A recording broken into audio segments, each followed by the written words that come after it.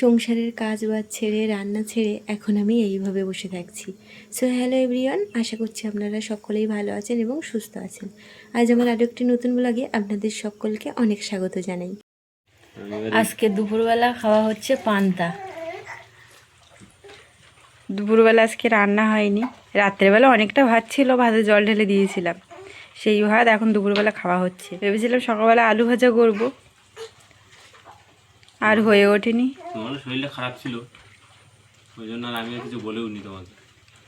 আর ও এসছে তোমার অনেক দেরিতে, এখন 3টে বাজে। এখন সোনাকে ধরবে, আমি রান্না বান্না করব, অনেক দেরি হয়ে যাবে, সেই জন্য আর যেহেতু ভাত আছে আর পান্তা তো এখন বড় বড় হোটেলেও চলছে, পেঁয়াজি আছে, আলু ভাজা হলে আরও ভালো হতো। আমি খেয়ে উঠেছি আর ও খাচ্ছে, আর সোনা ওই যে শুয়ে আছে। এখন কিন্তু ঘুমাবে না, ও একটু আগে ঘুম থেকে উঠেছে। থাক, যত সময় পাচ্ছে খেলা করুক। আর বাইরে বৃষ্টি হচ্ছে সেই কালকে রাত্রেবেলা থেকে, এক টানা বৃষ্টি হচ্ছে, এখনও বৃষ্টি থামেনি। আমাদের এদিকে তো মাঠে জল জমে গেছে অনেকটা, অনেক জল জমে গেছে আমাদের এদিকে মাঠে, তাই না? এই সময় জল আছে মাঠে বাবা, তুমি না গেলে আমার তো যেতে হচ্ছে। জল জমে গেছে, এখন বর্ষাকাল পড়ে গেছে না, মৌসুমিভাবে চলে এসছে। আর তাই নিম্নচাপ করেছে না? হ্যাঁ, কতদিন হবে বৃষ্টি? 4 দিন। 7 দিন থাক, এই 2 দিন হলো সবে নাকি? এখনো 2 দিন। আসেও 1টার দিকে, কিন্তু এখন দেরি হচ্ছে, বৃষ্টি হচ্ছে তো, আর বৃষ্টির সময় ওদের কাজটা বেশিই থাকে, সেই জন্য এখন দেরি করে আসছে। রাত্রেবেলাও 9টার দিকে আসে, আগে 7টা 8টার দিকে আসতো, আর এখন তো 9টা 10টা এরকম টাইমে আসছে। কালকে সকাল সকাল এসছিল, সকাল সকাল বলতে কোথায়, 9টা 8টার দিকে এসছিলে?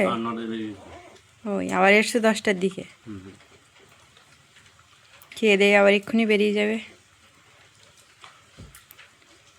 আলু ভাজা করলে পান্তার সঙ্গে ভালো হতো।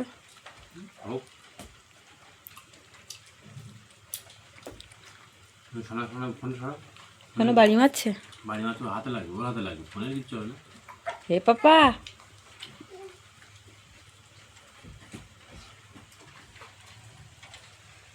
বলো কেমন লেগেছে পান্তা? ভালো লাগে, জাল লবণ দিয়ে দারুণ লেগেছে। গরমের সময় পান্তা খেতে বেশ ভালো লাগে, আমার প্রথম থেকেই পান্তা খেতে ভালো লাগে, তবে এখন খাই না সোনার জন্য। সোনা হেঁট খাচ্ছে, ওর খেতে দিতে হবে। এখন ওই বাজে 10টা মতো, এখনও রান্নার কাছে যেতে পারলাম না। অবশ্য ভাত বসিয়ে দিয়েছে হিটারে, আর আমি তরকারি রান্না করব গ্যাসে। অন্য দিন দুপুরবেলায় রান্না থাকে, রাত্রেবেলা ঝামেলাটা কম হয়। শুধু তরকারি রান্না করলেই রাত্রেবেলা হয়ে যায়, তবে সকালবেলা যদি রান্না হয় সেদিন দুপুরবেলা ঝামেলাটা হয় না, রাত্রেবেলা ঝামেলাটা হয়। ভাত তরকারি সেদিন দুটোই রান্না করতে হয়, তবে আজকে সকালবেলাও রান্না হয়নি, আবার দুপুরবেলাও রান্না হয়নি, সেই জন্য আজকে ভাত তরকারি দুটোই রান্না করতে হচ্ছে রাত্রেবেলা। আর আজকের সকালবেলা রান্না হয়নি, দুপুরবেলা রান্না হয়নি, তার কারণ হচ্ছে গতকাল রাত্রেবেলা অনেকটাই বেশি করে ভাত রান্না করে ফেলেছিলাম, এবারে সেই ভাতে জল ঢেলে দিয়েছিলাম, সেটা দুপুরবেলা খাওয়া হয়েছে।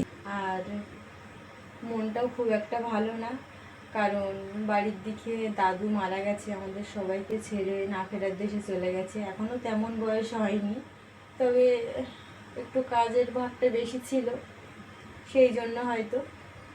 ধান ফেলেছে, যেদিন মারা গেছে তার আগের দিন ধান ফেলেছে, 40 কেজি ধান ফেলেছে। ওরকম আমাদের 15-16 বিঘে জমি দাদু একাই দেখাশুনো করতো।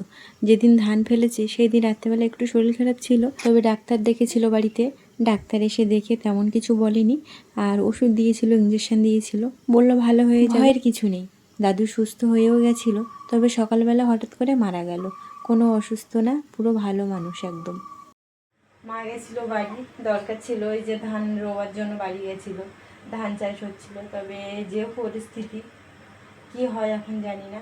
এখানে আসার কথা, মার এখন ছেড়ে দিলাম, এখন যা বাড়ির পরিস্থিতি, তো যাই হোক, আর কি করা যাবে, এবারে রান্নাবান্নার দিকে যাব। সোনার কিছুটা কাপড় বেরিয়েছিল, সেগুলো নিয়ে গেছে ওর পাপা। একেবারে পরিষ্কার করে মেলে দিয়ে স্নান করে আসবে, আসলে ওর কাছে দিয়ে তারপরে আমি রান্নার দিকে যাব। রান্না বলতে একটাই তরকারি বললাম, ডিম আলুর তরকারি রান্না করবো। সোনাকে নিয়ে বসেছিলাম, তবে বসে থাকলেও ঘুমিয়ে পড়ছে। ঘুমাতে দেবো না বলে বাইরে এসে হাঁটছি।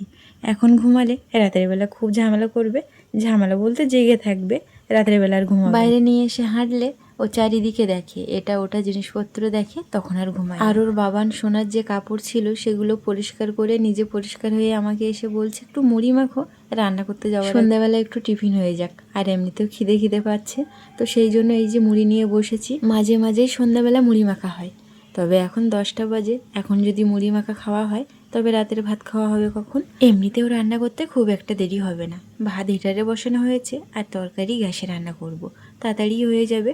তো রান্না করতে যাওয়ার আগে ভাবলাম যে না, মুড়ি মাখাটা খেয়েই যাই, এমনিতেও খেতে বেশ ভালো লাগে। চানাচুর মেখে নিয়েছি আর মুড়ি মাখার সঙ্গে দেব আমের তেল। এই যে এই আমের তেলটা করেছিলাম আগের বছরে, খাওয়া হয় ভাতের সঙ্গে, মুড়ি মাখার সঙ্গে বেশি খাওয়া হয়, তবে ভাতের সঙ্গেও খেতে বেশ ভালো লাগে। আমি প্রতি বছরই এই আমের তেল বানিয়ে রাখি, তবে এবছরে তারও হলো না, যাই হোক আগের বছরে দেখা যাবে। আর এই আমের তেলের আম দিয়ে একদিন করেছিলাম আম ডাল, খেতে মন্দ হয়নি। নতুন নতুন রান্না করতে আমারও বেশ ভালোই লাগে। এই যে আমি তেল দিয়ে দিলাম, আর মুড়ি মাখার সঙ্গে টমেটো, পেঁয়াজ, লঙ্কা এইসব জিনিস দিলে আরও বেশি ভালো লাগতো, তবে আমার হাতের কাছে নেই বলে আমি আর দিলাম না, শুধু চানাচুর দিয়ে মাখাচ্ছি। আর এর সঙ্গে মিষ্টি চানাচুরও দিয়েছি, আমি ওই ঝাল চানাচুরের সঙ্গে মিষ্টি চানাচুর মেখে রেখে দিয়েছি। আর একটু দিয়েছি সর্ষের তেল, খেতে বেশ ভালো হয়েছে। এই যে মাখা, তো খেয়ে দিয়ে যাবো এবারে রান্নার কাছে। এই যে নিয়ে এসছে ডিম, দেশি মুরগির ডিম আমাদের ঘরে আনা থাকে, তবে এখন ডিমটা বেশি খাওয়া হয়, সেই জন্য একটু বাড়ান্ত আছে বলে এই যে ব্রয়লার মুরগির ডিম এনেছি।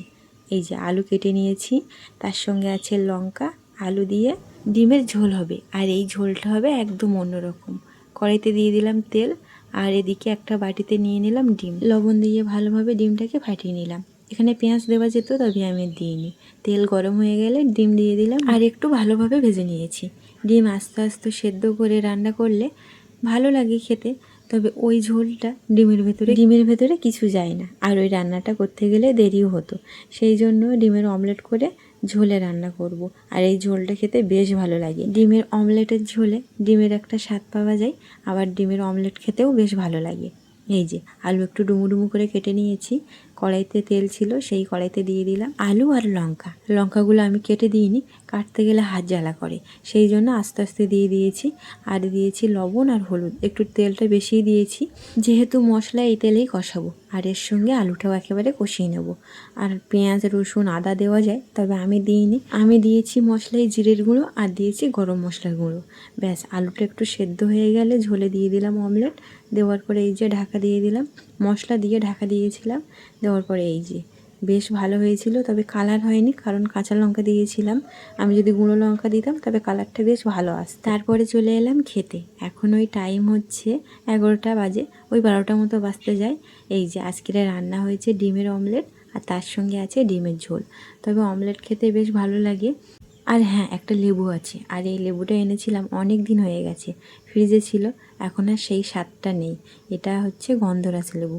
ডিমের অমলেট খাওয়ার পরে নিয়ে নিলাম ডিমের অমলেটের ঝোল। এই ডিমের অমলেটের ঝোল খেতে বেশ ভালো লাগে, আর দারুণ হয়েছিল খেতে। তেমন কোনো মশলা দিইনি, পেঁয়াজ, রসুন, আদা দেওয়া যায়, আর দিলেও খেতে ভালো লাগে, তবে আমি শুধু জিরে আর গরম মশলা দিয়ে রান্না করেছি, এটাও খেতে ভালো হয়েছে। এই যে গোটা লঙ্কাগুলো সব আমারই পড়েছে। তো চলুন আজকের ভিডিওটি খাওয়া দাওয়া করতে করতে শেষ করলাম। আর কেমন লাগলো অবশ্যই কিন্তু কমেন্টে জানাবেন, আর ভালো লাগলে লাইক, কমেন্ট এবং সাবস্ক্রাইব করে দিয়ে আমার ছোট্ট চ্যানেলটির পাশে থাকবেন। আজকের মতো সবাইকে টাটা।